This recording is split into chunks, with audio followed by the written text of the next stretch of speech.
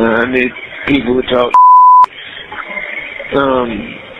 But you know, I'm way past worrying about what people that don't matter say. You know, there's so many people that they don't have a freaking clue. Well, it's easier for you. You don't run into these people in public. Which people? Any people that has a negative outlook on this thing. Well, do you know who they are? I mean, nah, man, but I mean, I get stopped and yelled at all the time. I got cussed out in the gas station the other day. You kidding? Nah. For what? Being who I am, I guess. Who was it? Yeah, and so I don't know who he is. Some redneck fella. And what did he say? He just started making a ruckus in the gas station, yelling at me, talking about WTOC's looking for me, and, you know, called me a piece of shit and just stuff like that.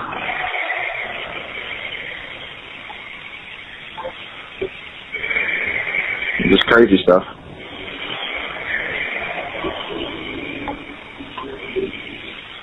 I'm sorry, as I can be. Okay. Yeah, I don't really talk to him. I just kind of escape the situation.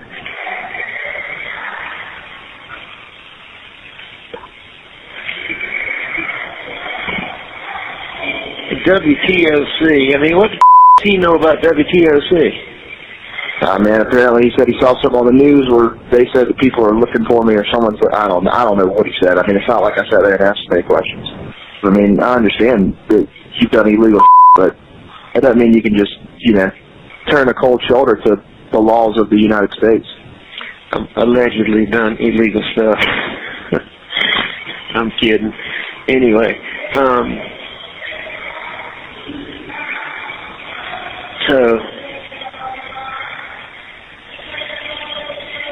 but it is what it is, you know? It is what it is. What if I told you that grief doesn't always look the way you expect it to? That sometimes the most watched face in a courtroom isn't the one on trial, but the one sitting silently behind the accused? What if I told you that in one of the most shocking murder cases in American history, the man everyone was watching wasn't the killer at all, but his son? A son forced to choose between the father who raised him and the mother and brother who can never speak again. This is the story of Buster Murdaugh. And before you decide what you think you know about him, you need to hear what the cameras couldn't capture. But before we dive deep into this psychological labyrinth, if you're ready for true crime stories that go beyond the headlines and explore the human cost of tragedy, subscribe to Dark Trail Files. Hit that notification bell because we're about to uncover layers of this case that most coverage has completely missed. This isn't just another Murdaugh video. This is about the invisible victim nobody talks about. June 7th, 2021 changed everything. That night, Maggie Murdaugh, 52 years old, and her son Paul, just 22, were shot to death near the dog kennels at their family hunting estate in Islandton, South Carolina. The estate was called Moselle. 1,700 acres of South Carolina lowcountry. Family legacy made physical. Paul was hit with a shotgun. Multiple times. The damage was catastrophic. His brain matter splattered across the concrete. His mother, Maggie, was struck multiple times with a .300 blackout rifle. 4 or 5 shots, close range, brutal. Neither weapon was ever found. At 10:06 that evening, Alec Murdaugh called 911, his voice panicked, claiming he'd just discovered their bodies. But this wasn't just any family calling for help. The Murdaughs had wielded power in South Carolina's lowcountry for nearly a century. Alec's great-grandfather, Randolph Murdaugh Sr., founded a prestigious law firm in 1910 and became the elected solicitor for the 14th Judicial Circuit in 1920. That position would stay in the Murdaugh family for 86 consecutive years. 3 generations. An unbroken line of power. They were legal royalty. The kind of family that didn't just practice law. They were the law. The kind of power that makes people untouchable. Or so everyone thought. And then there was Buster, the eldest son, 25 years old at the time of the murders. The one who survived. The one who would have to navigate the complete destruction of everything he'd ever known while the entire world watched. In the courtroom, prosecutors asked Buster to relive the worst moment of his life. What happened next reveals something crucial about grief under surveillance. Out that your mom and brother were murdered. But eventually we got our stuff together and drove down to Moselle. Help him pack. Got his bag and went into the closet, grabbed some t-shirts, grabbed some shorts, grabbed toilet kit, put it in the bag and left. Why were you doing the packing? Just trying to help him. He was so upset. We were all upset, but just trying to expedite the process of getting Alameda. When did you first find out that your... Buster testified about that call. His voice steady, but you could see something behind his eyes. He remembers his father asking if he was sitting down. He remembers his father's voice sounding odd, wrong, broken in a way he'd never heard before. And then came the words that would fracture his reality forever. Your mom and brother have been shot. Not injured. Shot. Past tense. Gone. Buster arrived at the family property around 2 in the morning. The estate was swarming with police. Lights cutting through the darkness. His mother and brother's bodies already removed. He said his father was destroyed. Absolutely destroyed. Neither of them would ever spend another night at that estate. The place that had represented generations of power became something else entirely. A crime scene. A graveyard. A symbol of everything lost. But here's where the story becomes more complicated. Because while Buster was grieving, the world was watching. Millions of eyes. Analyzing. Judging. And they weren't just watching his father. They were watching him. Every moment. Every expression cataloged and dissected. During one of the most disturbing moments of the trial, when prosecutors described in detail the devastating injuries Paul suffered, cameras captured Buster's face. What happened next sparked a firestorm. 15-00592, the State of South Carolina, County of Colleton, in the Court of General Sessions, in the term of 2022, July, the State versus Richard Alexander Murdaugh, defendant, indictment for murder, SC Code 16-3-0010, CDR Code 0116. You want me to turn it on? Okay. Guilty verdict. Signed by the forelady, 3-2-23. Docket number 2022-GS-15-00593, the State of South Carolina, County of Colleton, in the Court of General Sessions, the July term of 2022. The State versus Richard Alexander Murdaugh, defendant, indictment for murder, SC Code 16-3-0010, CDR Code 0116, verdict guilty, signed by the forelady, date 3/2/23. Docket number 2022-GS-15-00595, the State of South Carolina, County of Colleton, Court of General Sessions, July term 2022. The State versus Richard Alexander Murdaugh, defendant. Indictment for possession of a weapon during the commission of a violent crime. SC Code -16-23-0490, CDR Code 0549, verdict guilty, signed by the foreperson of the jury, date 3/2/23. Docket number 2022-GS-15-00594. The State of South Carolina, County of Colleton, Court of General Sessions, July term 2022. The State versus Richard Alexander Murdaugh, defendant. Indictment for possession of a weapon during the commission of a violent crime. SC Code 16-23-0490. CDR Code 0549. Verdict guilty. Signed by the foreperson of the jury, 3/2/23.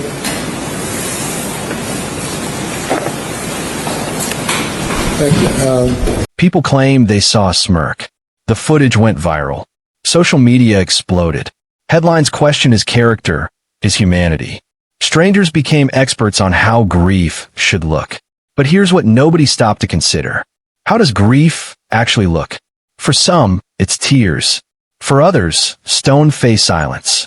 And for some, it's a nervous reflex that means nothing except that the human body does strange things under extreme stress.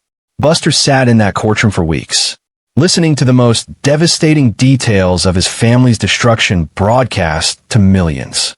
Hearing how his brother's brain matter was splattered, how his mother was shot at close range. Every micro-expression analyzed by millions of strangers. Think about that.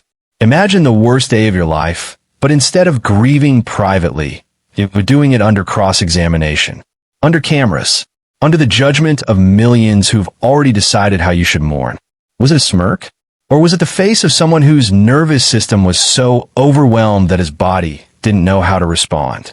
A 29-year-old man watching his world collapse while the world watched him. Does it even matter once the internet decides? Once you become not a grieving son but a meme, stripped of all context? When Buster took the stand, he wasn't there as the accused. He was there as a son, trying to defend a father the world believed was a monster. Richard Alexander Murdaugh, Jr., M-U-R-D-A-U-G-H. I go by Buster. Mr. Murdaugh, is your father sitting over here at the defense table? Yes, sir.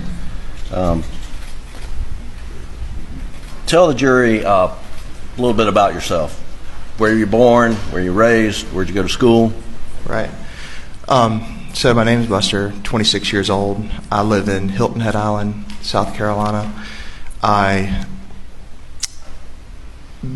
was born in Savannah and lived in Beaufort for about 2 years when I was a little child. We moved to Hampton in about 2000, and I grew up in Hampton, went to Wade Hampton High School, and after high school I went to a small college in Spartanburg called Wofford.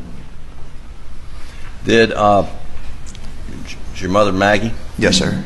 And your brother Paul? Yes, sir. When you moved to Hampton, do you remember how old you were when you first moved to Hampton? Three or four. Okay. And did you live in Hampton in a house in the city limits? Yes, sir. The town limits? Yes, sir. And you did that with your mom and dad and brother for how long? For around 20 years. Right. What schools did you go to coming up through in Hampton County? What did you go to grade school? Went to Ben Hazel Primary School, Hampton Elementary School, North District Middle School, Wade Hampton High School. Okay. And as you were growing up, what were your interests, Buster? Sports, playing sports, doing things outdoors, hunting, fishing. And was your father involved in those interests with you? Yes, sir. And was your mother also? Yes, sir. And in what way? Well, my father coached every Little League team I played on up until I started playing for the schools in which had a coach. And what about Paul? What were his interests growing up? Paul's interests were outdoors, mostly. Hunting, fishing, playing around in the woods. Right. Did he also play sports at times? He did. Yeah, he played basketball and baseball. Did your dad coach him as well? He did. And would your parents attend all of your and Paul's sporting events as you were growing up? Every game. And it was a rarity for them to miss one, and then if they had to, they would call and explain. And right. And at some point in time, did your parents buy this property off Moselle Road? Yes, sir. Do you remember roughly when that was? Right around 2012, I think. I would have been a sophomore in high school. And when that property was first purchased, did you move out to Moselle, or are you still living in Hampton? So we had a house in Hampton and also purchased the property at Moselle, which had a house. And for the beginning stages of owning Moselle, Hampton was still working as our primary residence. But I believe it was Hurricane Matthew, or one of the hurricanes came through and blew a bunch of pine trees over on the house. So it had to get work done to it. And from that point, we moved out from Hampton to Moselle while the house was getting fixed. And more or less, it just kind of, it never transitioned back to Hampton. It just almost like Moselle became the primary residence. And during this time, did your family also have a house at Edisto? Yes, sir. How frequently would you stay at the house at Edisto? Very frequently during the summertime. Okay. Almost every weekend. And when your family essentially relocated to the Moselle property, making it primary residence, were you still living at home in high school, or do you remember how old you were at that point in time? Yeah, I'm sorry, Jim. Will you say that again? Were you living at home at that point in time? Was that while you were still in high school, or Yes. school? You remember when you transitioned to Moselle and started staying there basically full time during the school year? So when I was still in high school, we were living in the Hampton house, and then I'd gone off to college. Okay. Which is when the stuff happened, and they moved out to Moselle. So yeah, I was living at college. And when did you go off to college? 2014. Okay, so sometime after around 2014, family relocated to Moselle for the most part That's right. because of the hurricane damage. Yes, sir. Okay. Tell the jury a little bit about the Moselle property. I know they've heard a fair amount, but I think you probably know it better than anybody. Yeah, so the Moselle property it's roughly 1,700 acres, and a lot of that is really not even accessible. It's a lot of swamplands, a lot of stuff that you just, no road systems or anything like that, but a big portion of it is has road systems and everything, and it's a big property. It's broken up into several different parcels that border each other, and we have 20 some odd deer stands, dove fields, duck ponds, just all over the property. So What type of hunting did you and your brother and your father do at Moselle? everything: deer, duck, quail, dove, hogs. You have a duck pond? We have a duck pond. Okay. And the hunting was, did you have a lot of friends come out and hunt as well? Yes, sir. Okay. Now the jury has seen a aerial view of the property, and there's a main house, shed, kennels, and then there's a house sort of right on Moselle Road. What do you call that house? That's the cabin. The cabin. And did you live in the cabin with friends over summers at some point in time? I did. The summer of my sophomore year, after my sophomore year, me and two of my buddies lived in the cabin. Okay. And who are those buddies? Nolan Tootin and Rogan Gibson. Okay. And so we can get more of this. We've heard about hogs and pigs on the property. Can you tell the jury a little bit about that? About the hogs? Yes, sir. We had a lot of hogs, and if you don't know, hogs are very destructive to a piece of property. We plant food plots for the deer, plant the fields for the doves and the ducks, and they basically go through and ruin it all. So given the high population of hogs, we would frequently go out and hunt them, try to cut the numbers down a little bit. And where were the guns kept primarily? In the gun room at the main house at Moselle.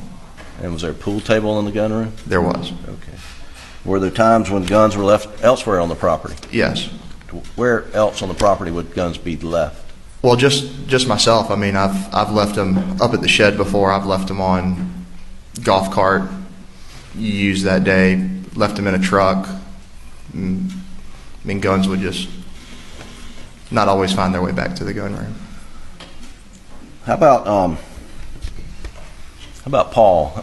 How was he with securing guns? Not good. What do you mean by that? Paul left guns probably more on the property than anybody else, and sometimes sometimes he would use my gun and then he would leave it, and then I'd have to track it down. Right. Did Paul carry guns in his truck? He did. Would he keep his truck locked up? No, not all the time. Did at some point in time you and Paul receive 300 blackouts for Christmas? Yes, sir. Do you remember roughly, was that 2016 or 2017? Sounds right. Okay. And what color was your 300 blackout? It was black. And have you been sitting in this courtroom during the entire trial? Yes, sir. And the jury's seen a black 300 blackout. Is that yours? It is. That is my 300 blackout. Was that the one you got for Christmas? Yes, sir. And what color was Paul's? Paul's was black and tan. And when you say black and tan, what part was tan and what part was black? So the receiver would have been tan, and barrel would have been tan. What part would have been black? Stock, maybe. Okay. And so yours was all black, his was black and tan. That's right. What happened to his that he got for Christmas in 2016? His gun was apparently stolen, lost, taken. Yeah. How do you know that? That's just what Paul told me. What happened to your gun after Paul's was stolen? My gun became, what we would both use. And did that create some confrontation between you two at times? Yes, sir. And why? Well, kind of like I just touched on. So he would use it. He's not very good about putting it back where he found it. I leave it somewhere. I go back and, want to get it, and it's not there. Did you notice, were you aware that Paul got a replacement at some point in time? No, sir. Well, you heard about that in the courtroom? Yes, sir. Trial. Okay. But up to that point, did you ever see Paul use the replacement? No, sir. I've never seen a replacement. So every time in your presence Paul was using a 300 blackout, which one would it be? Mine.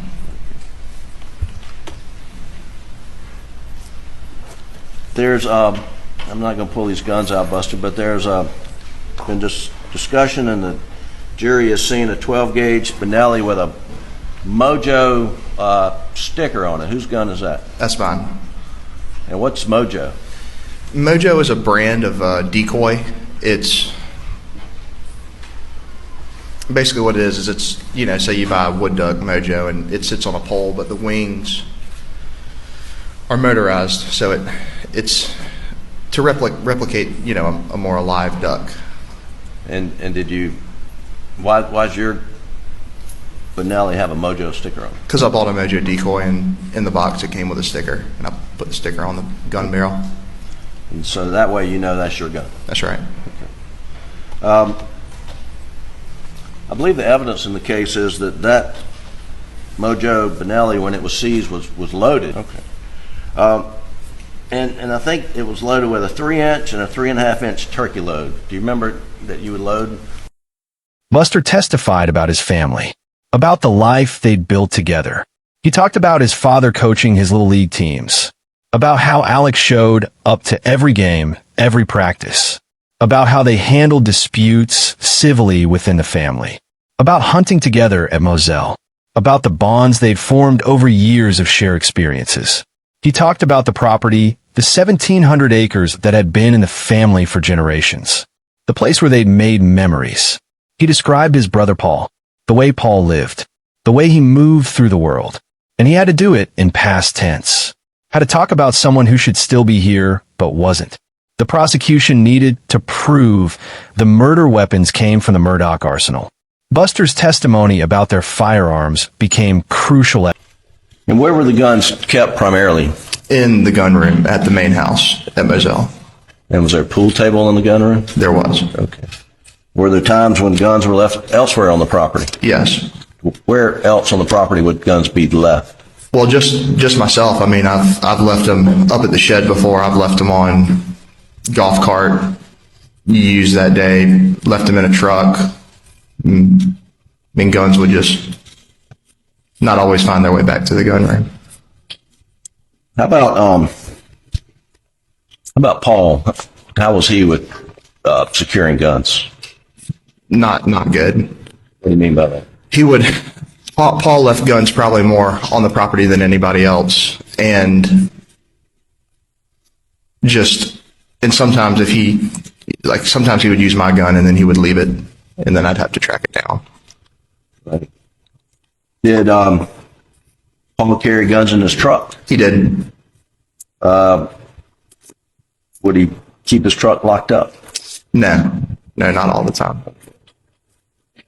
At some point in time, you and Paul received 300 blackouts for Christmas. Yes, sir. Do you remember roughly, was that 2016 or 2017? Sounds right. Okay. And what color was your 300 blackout? It was black. And have you been sitting in this courtroom during the entire trial? Yes, sir. And the jury's seen a black 300 blackout. Is that yours? It is. That is my 300 blackout. Was that the one you got for Christmas? Yes, sir.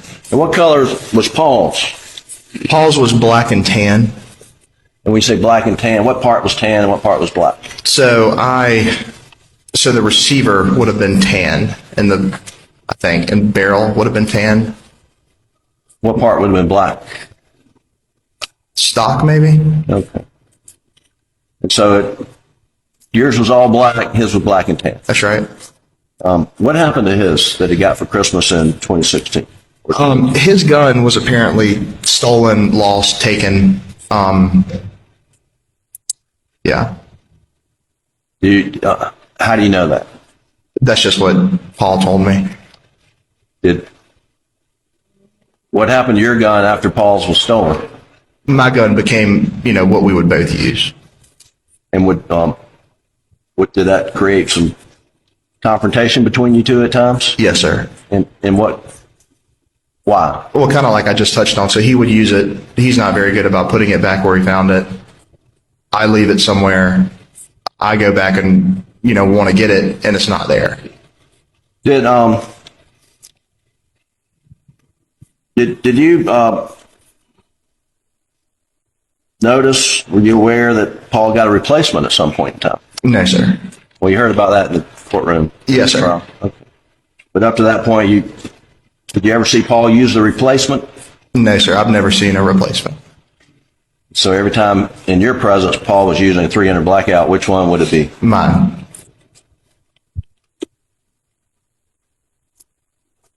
There's I'm not going to pull these guns out, Buster, but there's been discussion, and the jury has seen a 12-gauge Benelli with a Mojo sticker on it. Whose gun is that? That's mine. And what's Mojo? Mojo is a brand of decoy. It's basically what it is it's, say you buy a wood duck Mojo and it sits on a pole, but the wings are motorized, so it's to replicate, a more alive duck. And did you? Why's your Benelli have a Mojo sticker on? Because I bought a Mojo decoy, and in the box it came with a sticker, and I put the sticker on the gun barrel.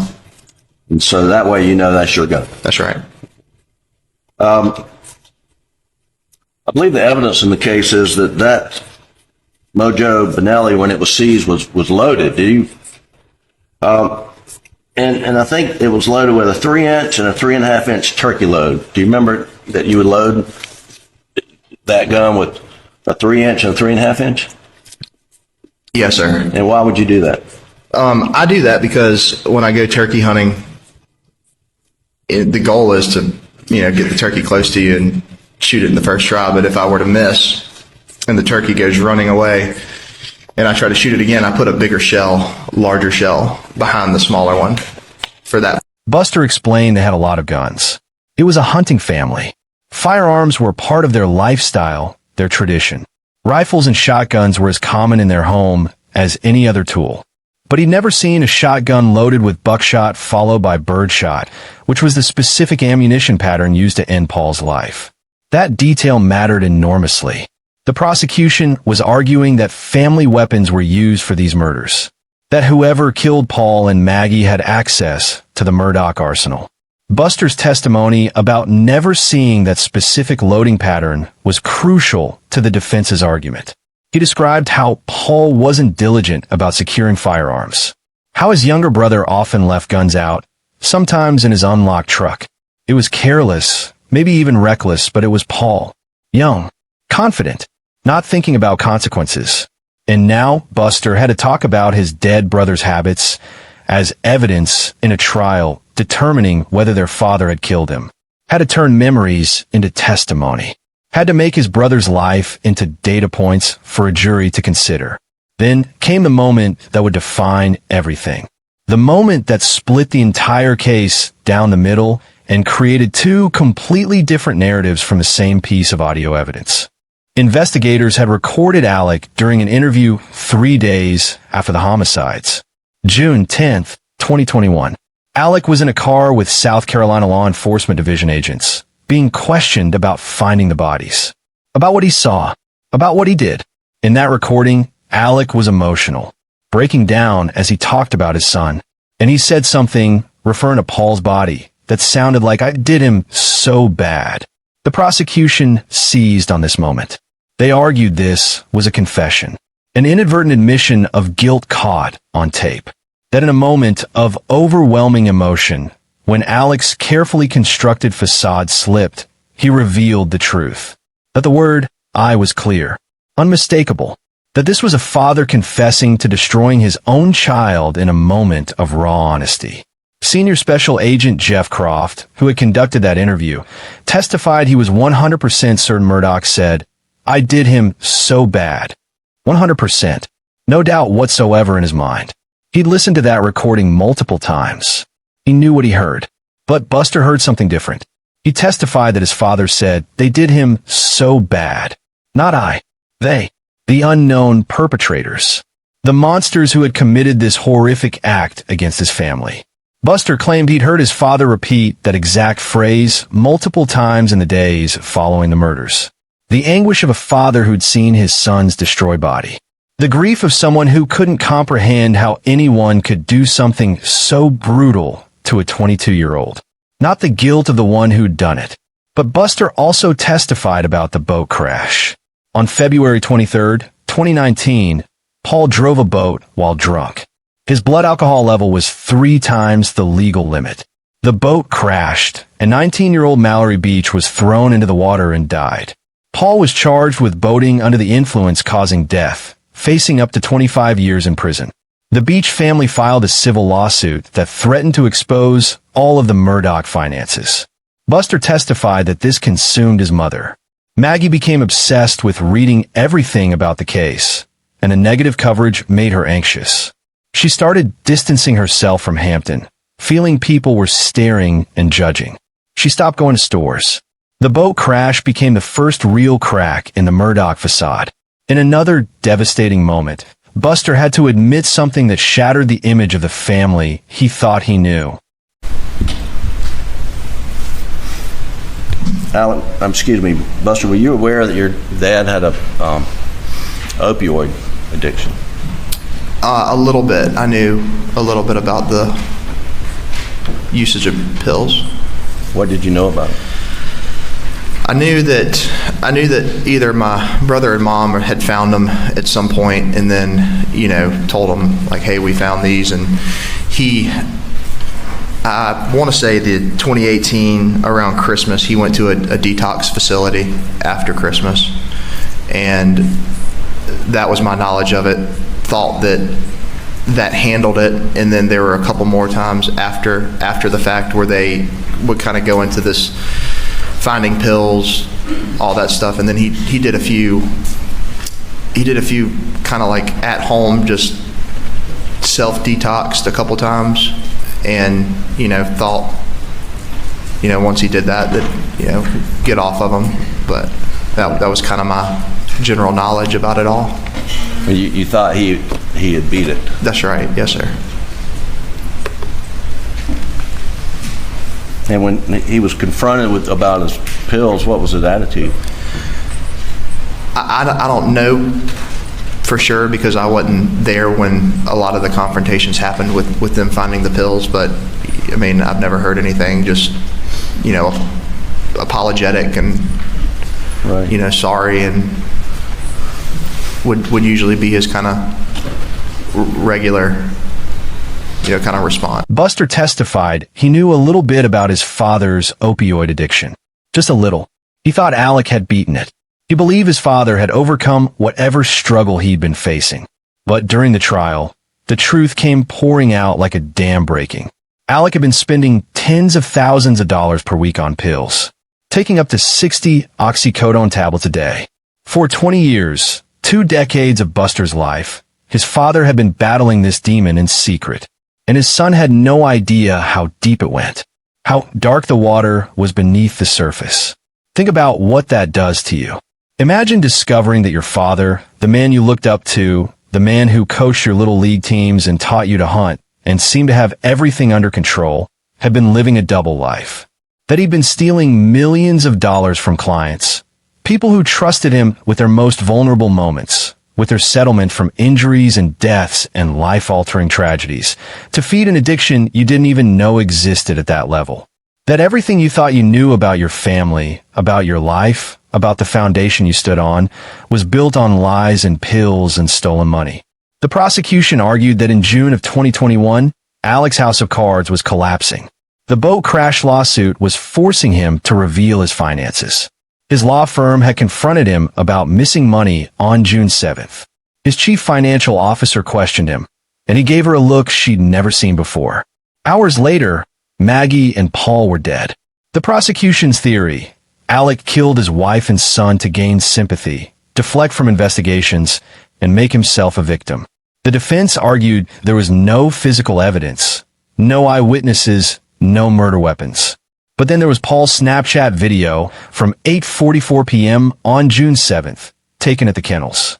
Multiple witnesses identified Alec's voice in the background. This shattered his alibi. He'd claimed he hadn't been at the kennels that evening. When Alec took the stand, he admitted he'd lied. He blamed his opioid addiction, his paranoia. "Once I lied, I continued to lie," he testified. But for many, that admission destroyed his credibility. Still, Buster stood by him. After Alec's arrest, phone calls between father and son were recorded. What they reveal is both heartbreaking and deeply unsettling.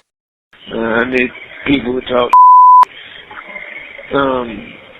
but you know, I'm way past worrying about what people that don't matter say. You know, there's so many people that they don't have a friggin' clue. Well, it's easier for you. You don't run into these people in public.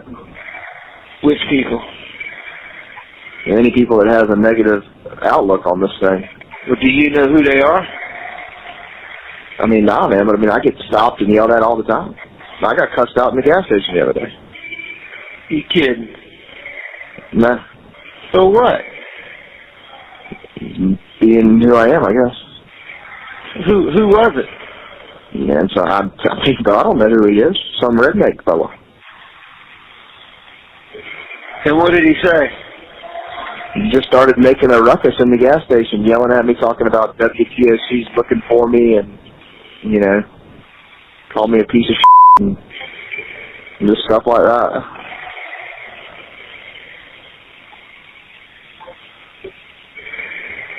Just crazy stuff.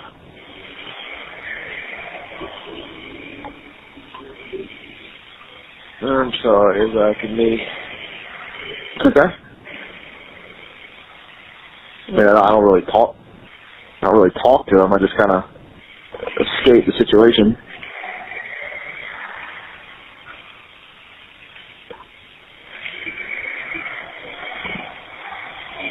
WTOC. I mean, what the does he know about WTOC? Man, apparently he said he saw something on the news where they said that people are looking for me, or someone's. I don't know what he said. I mean, it's not like I sat there and asked any questions.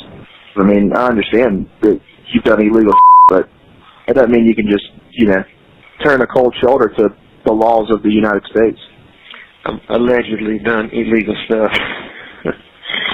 I'm kidding. Anyway, So, but it is what it is, you know? It is what it is. These calls paint a portrait of a relationship under unimaginable strain. In some moments, there's genuine emotion. In others, there's strategic calculation. Money had always been at the center of the Murdaugh empire. Even from behind bars, Alec remained focused on financial matters. How you doing on finances? Pretty slim, but it'll be getting better. Well, listen here. Do you want me to tell Uncle John to give you, several $1,000s, and then I'll pay him back? No, it's just I've just had expenses, like considering I had to change my medical insurance. Well, we need to get John to pay for the storage facility and then let me pay him back. Well, I don't understand how you would. You need to be paying. But anyway, I mean, do you want me to get him to give you just, I don't know, $4,000 or $5,000 so you just have, and you don't have to worry about expenses? No, because I've got that money. I mean, right now my bank account, I've got $10,000. A little bit more when I get. Like when you go play golf, you can, if you want to, get a shirt and have a drink and have drinks or whatever at the bar and this, that, and the other. Yeah, I mean, I've got stuff that can settle all that. All right. Well, you just got to keep me posted because, I can get him to give you money and then pay him back. Okay. Well, you got to keep me posted and let me know, okay? All right. Everything else going okay? Yeah, everything's fine. You want to take my clubs? No, I just use mine. I don't know where yours are. I think yours are still in the Mercedes. It's a slug. In recorded calls that seem almost surreal given the context, Alec and Buster discussed everyday topics as if the world wasn't collapsing around them. I just thought it was a real cheap airline, but I mean, it was nicer than I thought it was going to be. Did y'all have room in your seats? The seats were all right. But it was, it's just a different, like the seats don't recline because they can fit more. If they don't recline, it's just, it's just different. So you went 4 hours with no recliner? Yeah. But, everything was still fun, and then going to Sedona was a good time. Did you get to gamble any? Yeah, so I did go gambling, and then the next day there was an article created about how I'm misusing funds. By gambling? Yeah, someone took a picture of me and John Marvin in the casino. You're kidding me. What a fucking... Are you kidding me? No. How'd they recognize you? Man, I guess, I'm a national figure, I think. I guess you're going to have to wear a hat and shit when you go places. Here's what's so jarring about some of these jail calls. They're talking about economy airlines, about gambling, about mundane, ordinary things while Alex sits in jail, awaiting trial for murdering his wife and son, while Buster tries to process the loss of his mother and brother. It's this strange cognitive dissonance, this performance of normalcy in the most abnormal circumstances imaginable. And it raises the question, is this how people cope with trauma? By pretending everything is normal? By talking about flights and bets and everyday logistics while their world burns? Or is it something else? Is it the careful maintenance of an image? The performance of a father and son relationship that looks normal on the surface for whoever might be listening to those recorded calls. The strategic creation of content that says, see, we're just a normal family dealing with a tragedy. Not a killer and his accomplice. Not a manipulator and his victim. Just a dad and his son talking about regular things. The truth is probably somewhere in between. Because humans are complicated. Trauma is complicated. And when you're living in a fishbowl, when every word is recorded and analyzed, maybe talking about economy airlines is the only way to feel human for a few minutes. But it's unsettling. Because while they're discussing travel logistics, Maggie and Paul are in graves. While they're talking gambling, a jury is deciding whether Alec is a murderer. While they're performing normalcy, The entire foundation of their lives has already crumbled. Even facing life in prison, Alec's concern wasn't just justice. It was image, perception, control. TV Friday bus. I saw John Marvin on there for just a second. Dad, it was something ABC 2020. I didn't watch it. Well, was it a new interview or was it from that old interview? I would assume if it had him on TV, it had to be the old one. He has not gone on TV since. He hasn't. 10-4. All right. Well, I mean, was it the same old stuff with a bunch of innuendo and false stuff, or were they being semi-truthful? Dad, I'd love to be able to give you some insight, but I didn't watch it and I didn't seek out any transcripts from it. I don't know. I know. It ain't no big deal. I would assume it's the same old thing. Brooklyn told me some stuff that was on it, and it was stuff that's wrong. So I mean, it's just that same old. Stephen Smith and Gloria and all that bullshit. I think it probably had to touch on that. I think this one hit maybe a little bit more on the boat wreck. I gotcha. I just know that there was some stuff that Brooklyn said that was said in the little show, and it's just stuff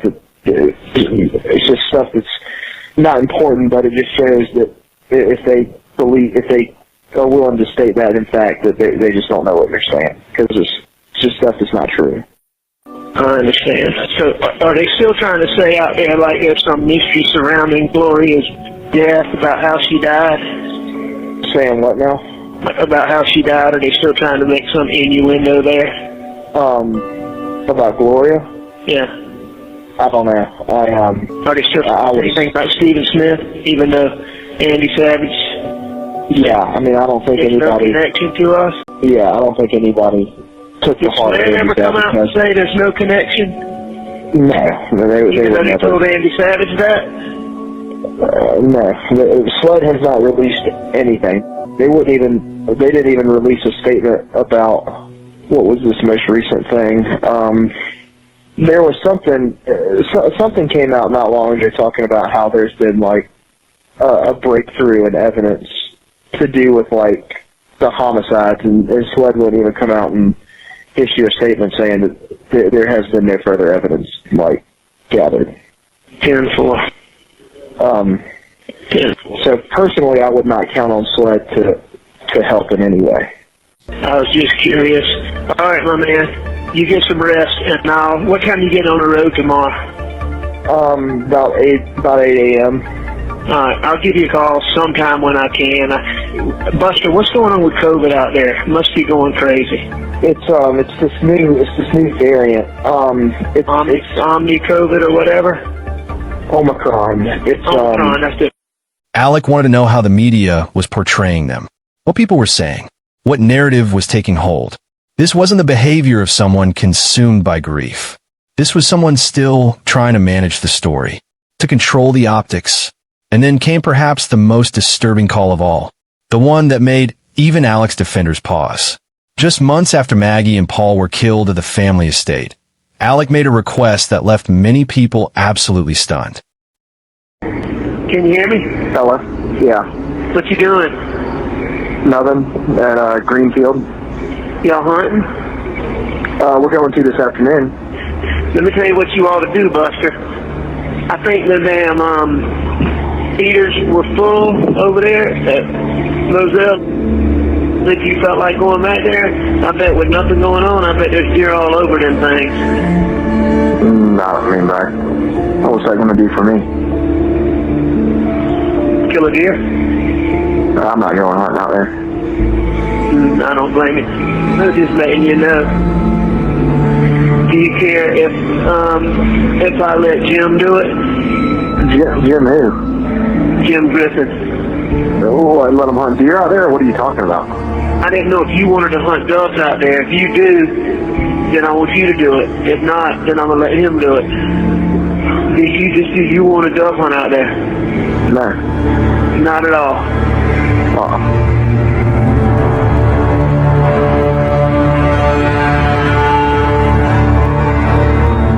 Alec asked Buster if he wanted to go hunting at Moselle, at the property, at the estate where his mother and brother had been murdered just months earlier, at the kennels where their blood had been spilled, where their lives had ended in violence and terror, where Buster had arrived at 2 a.m. to find police lights and yellow tape and the absence of half his family. Let that sink in for a moment. What kind of father asks his son to return to the place where half their family was slaughtered? What kind of person thinks that's appropriate? That it's healing? That it's normal? What kind of son even considers it? Was this denial so profound that Alec couldn't process what had happened there? Was it a father trying desperately to reclaim normalcy, to pretend that the property could still be a place of family bonding instead of a murder scene? Or was it something more calculated, something more disturbing? An attempt to contaminate the crime scene further? To normalize his presence there? To create an alibi for why his DNA and traces might be everywhere? We don't know. But the fact that he asked speaks volumes about the disconnection from reality, or the manipulation, or both. And if that wasn't enough, another call revealed something even more shocking about how Alec was processing his wife and son's deaths. Nights are better. Yeah, having a good day. I've been spending so much money and it hurts me. On what? People's Christmas presents. Well, I mean, I gotta buy a present for everybody. well, And it's a lot of people. I'll tell you this, Bus. What? Hang on. We got people something that was Mom or Paul's, and I think people really like that. Well, I mean, I wasn't gonna do that. We'll see if I get out of here, which, like I say, I'm not optimistic, but we'll see. We'll see. They seem to be optimistic, but they were optimistic the first time too. All right. Anyway, Well, I mean, I've already bought everybody something, so. well, we'll talk about finances when I get out of here, but I'm gonna make sure you're okay. Well, I mean, I make money, I know. and if I don't go back in the spring, then I'll continue to make more effectively. I know. Talking about anyway, we'll get all that square. Talk to you when we're not on this phone being recorded. Alex suggested giving away Maggie and Paul's belongings as Christmas gifts. Personal items belonging to people who'd been violently taken from this world, reduced to holiday presents. Was this a man in denial? A father so consumed by grief that he couldn't face the reality of their deaths? Or was it something else? Something darker? The casual disposal of evidence? The continued manipulation of those around him? When Alec finally addressed Buster directly during the trial, the moment carried the weight of everything that had been lost and everything that could never be repaired. Buster,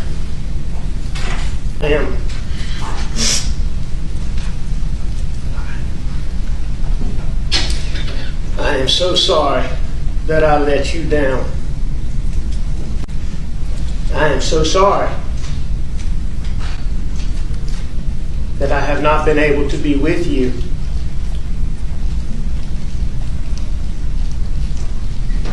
During such hard times. I am so sorry that I did so many things that are so contradictory to every single thing Mom and I ever taught you. And Paul, I am so sorry. I am so very sorry that the things that I did and that I am pleading guilty to here today have somehow caused some people, especially people on social media, and some people in the media, to somehow believe that based on the things that I did, that it is somehow okay to make false, baseless, unsubstantiated claims against you that are not only based on no facts and no evidence whatsoever, but are also not based on any semblance of reality whatsoever. And I am so sorry that you have had to go through that. I know, Buster, that you know that I have always been proud of you. I have never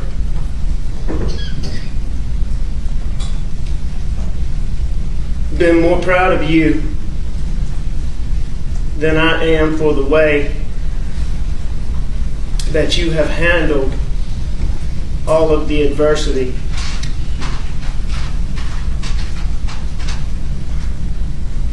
that I put on you.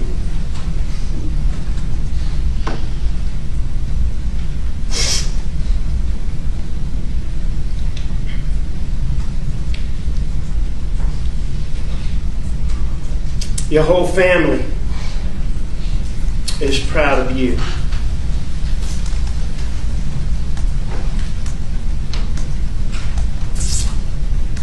Mom is proud of you, and Papa is proud of you.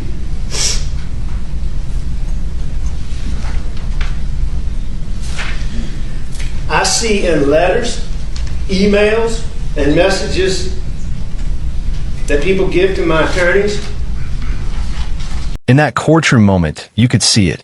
The complexity, the impossible tangle of emotions, the pain written across both their faces. A father speaking to his son, a convicted killer addressing the only family member he had left, a man who'd lost everything trying to maintain some connection to the one person who hadn't completely abandoned him. Buster had to sit there and receive those words, had to accept whatever his father wanted to say to him in front of cameras, in front of millions of watching eyes, in front of a courtroom full of people who believed Alec had murdered his wife and son. Knowing that the world was watching, knowing that half the people in that room believed his father had murdered his mother and brother, knowing that this moment would be replayed endlessly, analyzed, turned into content. What does loyalty mean when it costs you everything? When defending your father feels like betraying your mother? When standing by family means standing against truth? When loving someone requires ignoring evidence? When staying means carrying a weight that might crush you? Buster maintained throughout the trial and after his father's conviction that he believed in Alec's innocence. He gave an interview to Fox News, his first public comments since testifying. He told Martha McCallum that he didn't think his father could be affiliated with endangering his mother and brother. That despite the lies, despite the financial crimes, despite everything that had been revealed, he couldn't believe his father was capable of murder. But his belief wasn't without questions. Wasn't without doubt. He admitted he was confused when he learned Alec had lied about being at the kennels that night. That he didn't understand why anyone would lie about something so crucial. Why his father would create a false alibi if he had nothing to hide. I thought it was very odd. I was confused. I didn't know why you would lie about such a thing, Buster said. And then he acknowledged something that made headlines.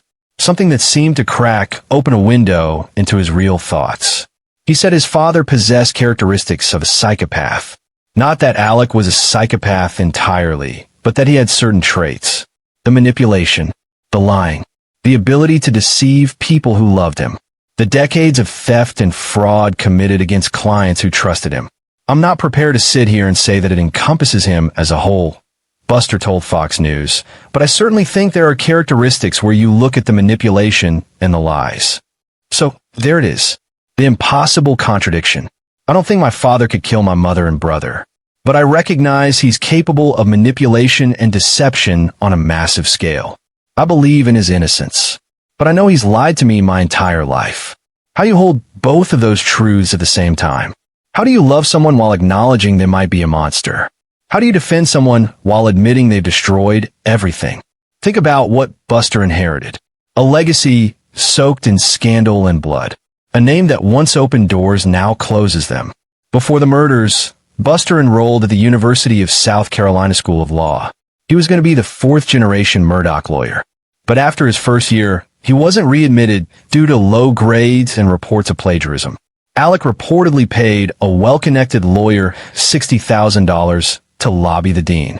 In recorded jail calls, you can hear Alec telling Buster to get ready, to buckle down, because you know there's not going to be another chance. The school conditionally readmitted Buster. But then the murders happened. Alec was arrested. The world discovered the depths of Murdaugh corruption. Buster never went back.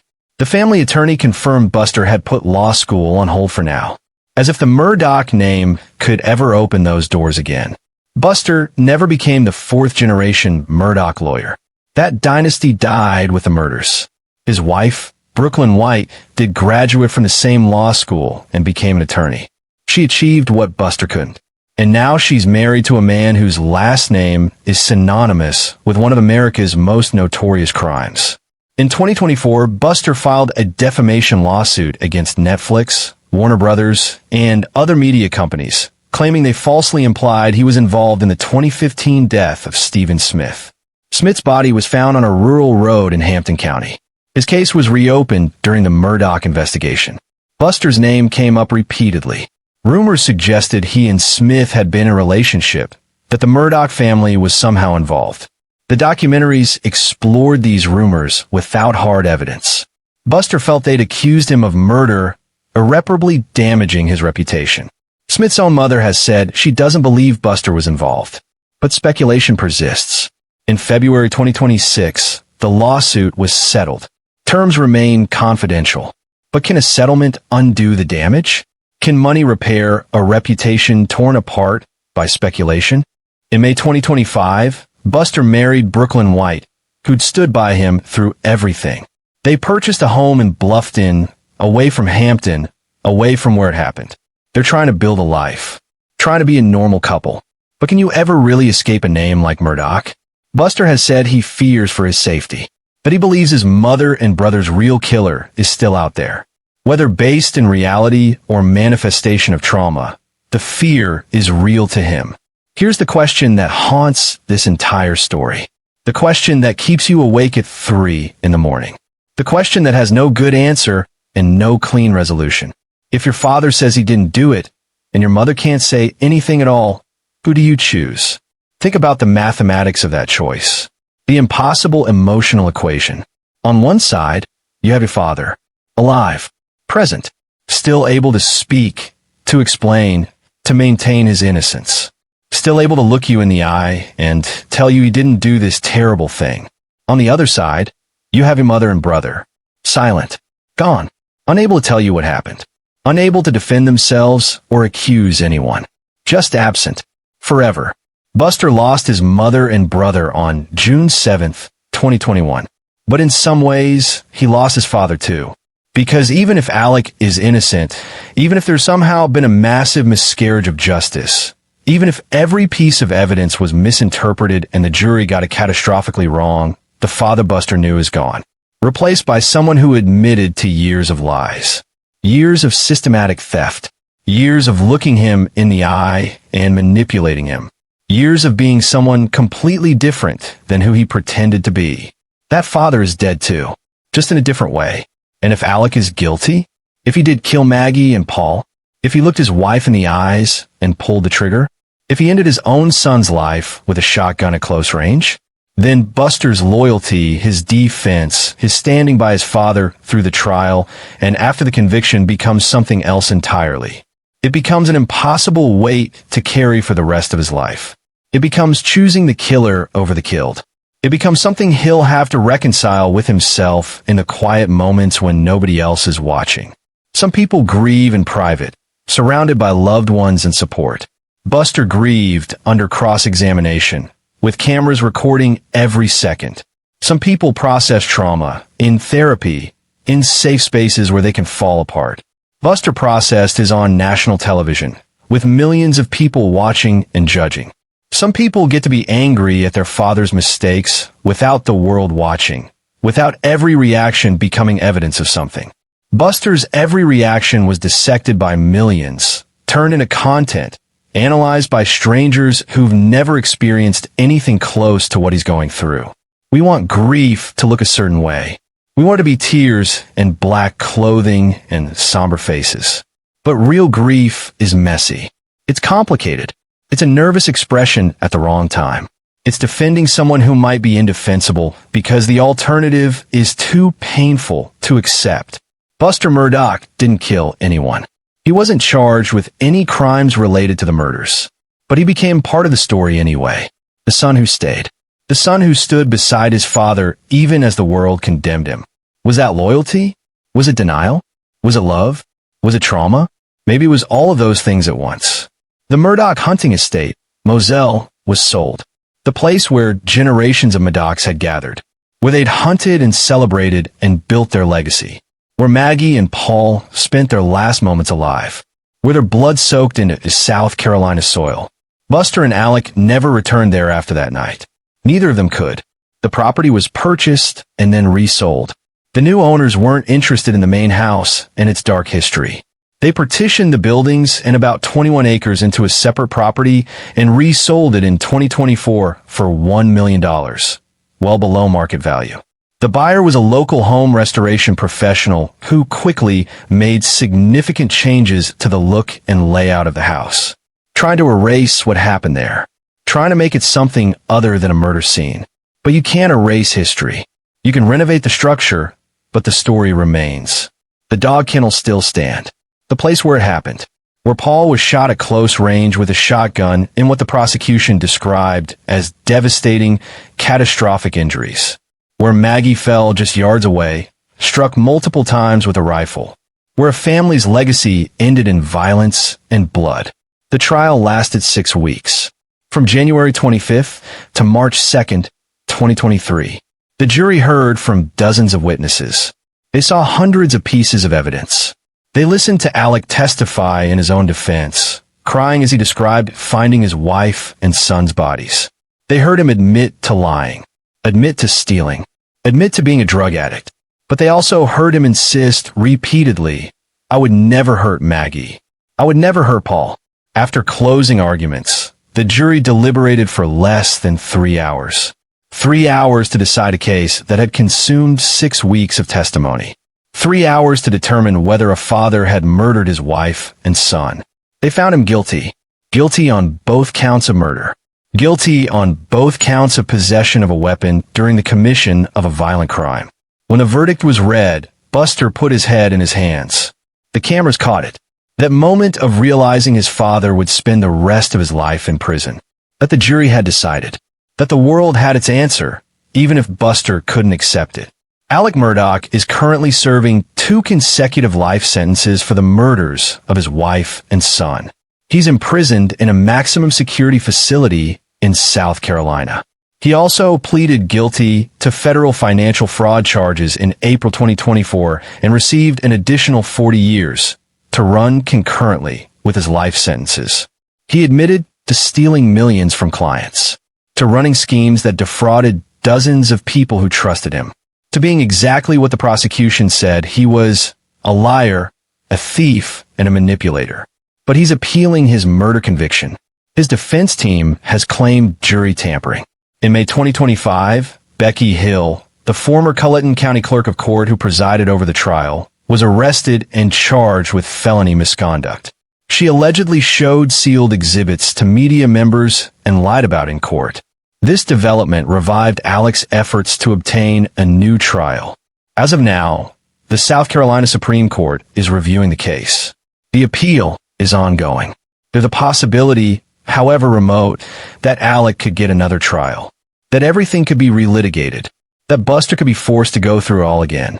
And through all of this, Buster maintains his father's innocence. He believes the real killer is still out there, that justice hasn't been served, that his father is a victim of a rush to judgment and a flawed investigation. Buster didn't choose this story. He didn't audition for this role. He was born into a family of power and privilege. Yes, into a legacy that stretched back a century, into a name that commanded respect and opened doors. But he didn't ask for any of what came after. He didn't ask to lose his mother and brother in the most violent, public way imaginable. He didn't ask to watch his father's trial, to sit behind him day after day, while prosecutors called him a family annihilator. He didn't ask to become a symbol of loyalty or denial or complicity or whatever people want to project onto him. He's just a man, a human being, someone trying to survive the aftermath of his family's complete and total destruction. Trying to build something new, something clean, with a name that carries the weight of tragedy and scandal and violence. Trying to figure out how to move forward when the world won't let you forget where you came from. When your last name is evidence. When your face is a meme. When your grief is content. The Murdaugh dynasty is over. The century of power has ended. The law firm that bore their name has been renamed, scrubbed of the family identity. The estate, Moselle, has been sold to strangers who will never know what it felt like when it was alive with family. The legacy is ashes and blood and courtroom transcripts. And Buster is left standing in the ruins, trying to figure out what comes next. How do you build a future from this? How do you trust anyone when your own father lied to you for decades? How do you love when half your family was taken and the other half is in prison for life? How do you move forward when the world has already decided who you are? Because here's the final, uncomfortable truth that nobody wants to acknowledge. Even if he's innocent of everything, even if he never did a single thing wrong, he inherits everything. The shame, the speculation, the suspicion, the whispers, the name that will never be clean again, the legacy that can never be redeemed. This is the story of Buster Murdaugh, not the accusations. Not the conspiracy theories, not the internet's verdict, but the psychological cost of being the last one standing in a family that fell harder and faster than anyone could have imagined. The cost of loyalty when loyalty might mean denying the truth. The burden of a name that once meant everything and now means tragedy. What would you do if you were in his position? If you had to choose between believing your father was capable of the unthinkable or believing the entire justice system, all the evidence, all the testimony, all of it got it wrong. If every expression on your face was analyzed by millions, if your grief was public property, if your last name became synonymous with one of the most shocking crimes in American history, there are no easy answers. There's no redemption arc. There's no Hollywood ending. There's just a man carrying the weight of an impossible situation. A name that used to mean power and prestige, and now means murder and lies. And a question that will follow him for the rest of his life, whispered in every room he enters, typed in every comment section about him. Who do you choose when choosing destroys everything? When every option means loss? When there's no right answer, only different versions of grief? This has been Dark Trail Files. If this investigation made you think differently about this case, about grief, about loyalty, or about the cost of being watched when you're at your most vulnerable, subscribe to our channel. We go deeper than the headlines. We look at the human cost, the invisible victims, the stories nobody else tells. Leave a comment below. What do you think about Buster's situation? Could you stand by someone you loved even when the evidence seemed overwhelming? At what point does loyalty become something else? The Murdaugh story isn't over. Alex's appeals continue. Buster's life continues. And the questions remain. This is Dark Trail Files, reminding you that the truth is rarely simple, and the cost of tragedy is always higher than we imagine.